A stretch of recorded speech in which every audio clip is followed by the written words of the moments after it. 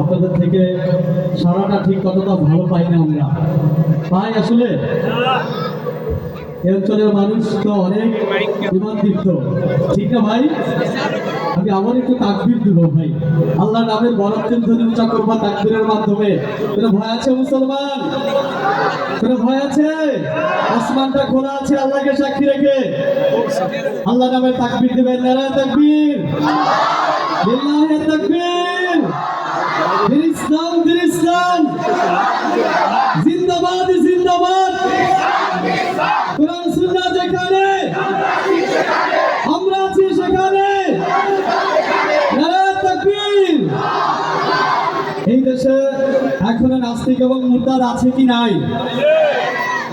ভাই চুপ করে থাকা যাবে না। তাওহীদের প্রশ্নে, ঈমানের প্রশ্নে চুপ থাকার কোনো সুযোগ আছে? এদেশে নাস্তিক মুরতাদ আছে কি নাই? কোন নাস্তিক এবং মুরতাদ যখন আল্লাহ এবং তার রাসূলের বিরুদ্ধে কটূক্তি করে তখন কোন ঈমানদার মুসলমান চুপ থাকতে পারে? আপনারা দেখেছেন গেল কিছুদিন আগে মানিকগঞ্জের এক নাস্তিক কুলাঙ্গার, এক খোদাদ্রোহী ইসলাম বিদ্বেষী আল্লাহ এবং তার রাসূলের বিরুদ্ধে কটূক্তি করে এদেশের 16 কোটি তাওহীদি জনতার কলিজা আঘাত করেছে, ঠিক কিনা?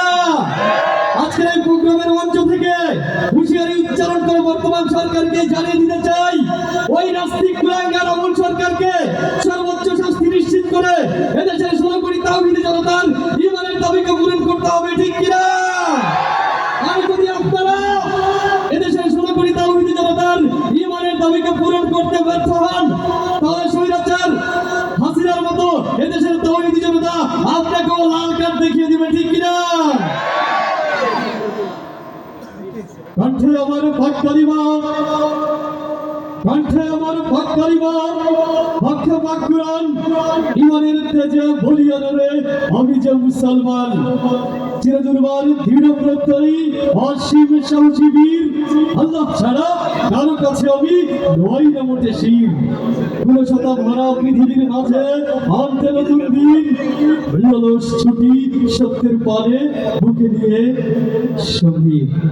দর্শক বন্ধুরা, অনুষ্ঠানের এবারে মঞ্চে কাকে ডাকবো? এইভাবে দু একজন বললে হয়, একটু সকলে একসাথে বলেন না ভাই, কাকে ডাকবো? আমি চিৎকার করে মঞ্চে কাকে ডাকবো?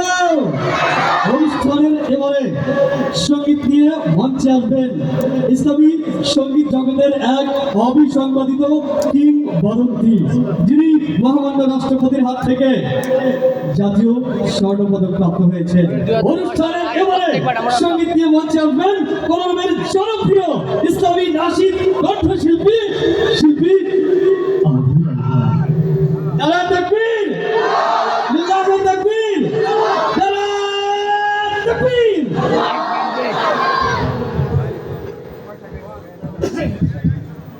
আসসালামু আলাইকুম ওয়া রাহমাতুল্লাহি ওয়া বারাকাতুহু।